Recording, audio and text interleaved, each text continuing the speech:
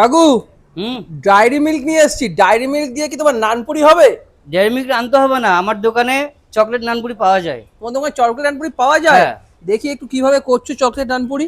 এই diary milk দিয়ে কি করছো? হ্যাঁ অবশ্যই, কিন্তু এটা তো এখন ফ্রিজ থেকে আনা, এটা দিয়ে হবে না। আচ্ছা ডেয়ারি মিল্কটা গলে যাবে, তারপর করা যাবে, ঠিক আছে? যেটা আমার মশলা করা আছে এর মধ্যে। আচ্ছা আচ্ছা আচ্ছা, এইটাই কি? হ্যাঁ অবশ্যই। আচ্ছা, কি দাম রাখছো এটার? এটা 10 টাকা পিস, কিন্তু এটা সব সময় দোকানে পাবেন না। আচ্ছা। এটা আপনি অর্ডার পাবস পাবেন।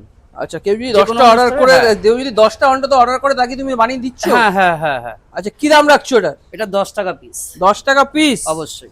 খেতে কিরকম লাগবে, মিষ্টি মিষ্টি নাকি? হ্যাঁ একটু মিষ্টি তো লাগবেই। ফার্স্ট টাইম মানে মানে খাবো হচ্ছে চকলেট নানপুরি। দেখি এটা বানাও, দেখি কেমন ভাবে বানাচ্ছো। একটা চকলেট নানপুরি বানাও।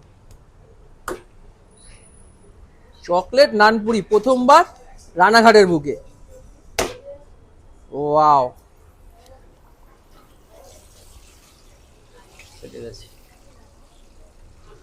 ওয়াও, চকলেট নানপুরি, বাহ। এটা তুলো না। ফাইনালি কিন্তু তৈরি হয়ে গেছে, দেখতে পাচ্ছ। এই দেখো চকলেট নানপুরি, তার ভেতরে দেখো চকলেট গুলো দেখা যাচ্ছে ভেতর দিয়ে, মানে এতটাই মানে মানে চকলেট রয়েছে। দেখো চকলেট যা ঝরে ঝরে পড়ছে, তাই তো? একদম। বাহ। খেতে গেলে কোন জায়গায় আসতে হবে, একটু জায়গাটা বলে দাও। রানাঘাট ঘোষ কেবিন কলেজের পাশেই। আচ্ছা, চলো নাম্বারটা একটু বলে দাও, কেউ যদি বুঝতে না পারে। 6296657503। বাহ।